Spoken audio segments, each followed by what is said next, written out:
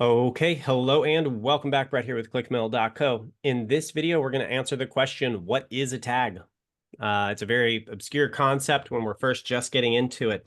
And so a tag is just very simply, it's a very short piece of code. And no, you don't have to know how to code.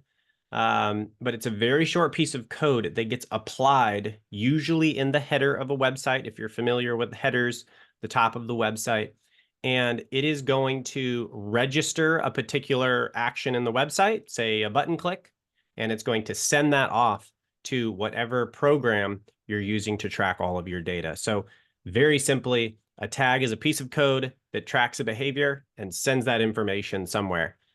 Neil, any additions to that you would like to add?